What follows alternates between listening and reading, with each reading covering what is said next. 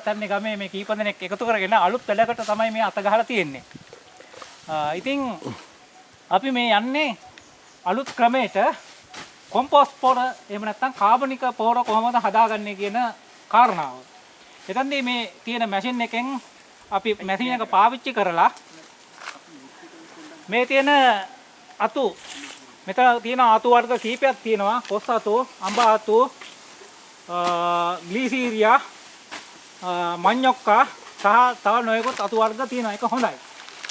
ඉතින් මේක අපි මේ මැෂින් එක පාවිච්චි කරලා පුංචි කැවිලි වලට මේක කපලා තලලා අරගෙන දැන් අපේ ඊගාව අදියරට තමයි ඇවිල්ලා තියෙන්නේ කොම්පෝස්ට් පොර හදාගන්න මේවා භාවිතා කරලා.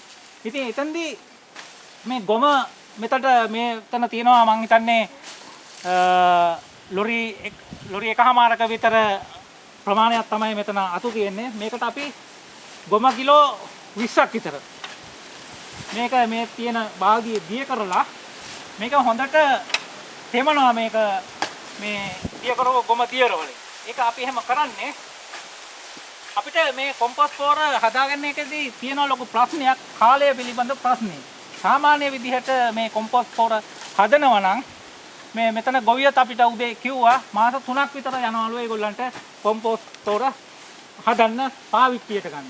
ඉතින් ඒ කාලය අපි අඩු කරලා තියෙනවා මාස 1කමාරක් විතර දක්වා. ඒ කියන්නේ 50%කින් අපි කාලේ ඉතිරි කිරීමක් කරලා තියෙනවා. ඒ ඉතිරි කිරීම කරන්නේ මේ විදිහට මේ කට් කරපු මේ අතු රිකිලි වලට මේව ගොම දිය කරලා හොඳට මේක තෙත් කරනවා.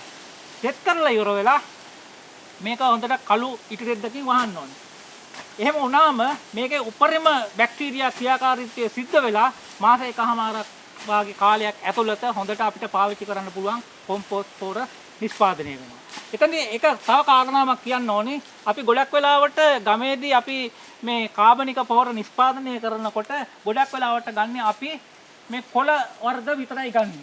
නමුත් මෙතනදී එහෙම නැහැ. මෙතන පාවිච්චි වෙලා තියෙනවා මේ අතු රිකිලිය වල තියෙන මේ අතු කැබලි.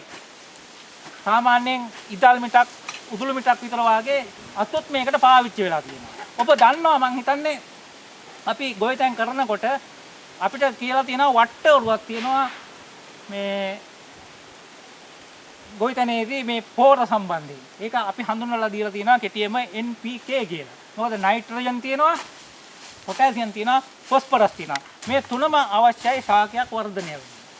ඉතින් අපි කොළ විතරක් ගත්තොත් අපිට ලැබෙන්නේ වැඩියෙන් තියෙන්නේ ඒකේ නයිට්‍රජන් විතරයි. එතකොට හැදෙන්නේ ගහකට අපි මේක දැම්මොත් ගහේ කොළ විතරයි හැදෙන්නේ. නමුත් මේකේ තියෙන විශේෂත්වය තමයි අර අතු වල තියෙන දඬුත් මේකට මේ පුංචි කැබලි වලට කඩලා දි รา පත් වෙලා තියෙන නිසා මේකට තියෙනවා නයිට්‍රජන් වලට අමතරව ෆොස්ෆරස් විශාල ප්‍රමාණයක් මේකේ අන්තර්ගත වෙලා තියෙනවා. ඒ නිසා මේ පොර සමතුලිත භාවයෙන් යුක්තයි. ඒ කියන්නේ NPK කියන මේ කොටස් තුනම මේකේ තියෙනවා. ඒක තමයි මේකේ තියෙන විශේෂත්වය. ඉතින් අපිට මේක මාස 1කමාරක් විතර කාලයකදී අපේ වගා බීමට ගෙනහිල්ලා අපිට පාවිච්චි කරන්න පුළුවන් වෙනවා. 253 බුලමුර වසමේ බුලමුර ග්‍රාමීණධාරී කාර්යාලය භූමියේදී මෙම කොම්පෝස්ට් නිෂ්පාදනය කිරීමේ ආදර්ශන ඇති කිරීම සඳහා කැලණි ඒජන්සියේ ලීසි මහත්මයාගේ යෝජනාවක් අනුව අද දින තෝරාගෙන එම ඒජන්සිය මගින් නිෂ්පාදනය කරන ලද මෙම මේ ශාක කැබලි කිරීමේ යන්ත්‍රය යොදාගෙන ඒවා කැබලි කර දැන් අපේ ගොවි මහත්තුරුන් කීප දෙනෙකුත් සහභාගී කරන ආදර්ශනයක් වශයෙන් අද දින මේ කාර්යාලය භූමිය තුල මෙම ආදර්ශනය කර අවසන් වෙමින් පවතිනවා. එම ආදර්ශනය කිරීම සඳහා ගොවි මහත්තුරුන් දැනුවත් කිරීම සම්බන්ධව ඒ කැලණියේ ලේස්ලි මහත්මයා සහ ඒ මහත්මයා සමග පැමිණි එතුමාටත් අනිකුත් පැමිණි සියලු දෙනාටම මම මේ අවස්ථාවේ විශ්වවිද්‍යාලයෙන් මෙම කාබනික පොර උඹලමොර වසම තුල වැඩි භාවිතයේ යොදාගෙන මේ කුඹුරු අස්වැන්න එළවලු වගාව මේ අස්වැන්න මේ වැඩි දියුණු කර ගැනීම සඳහා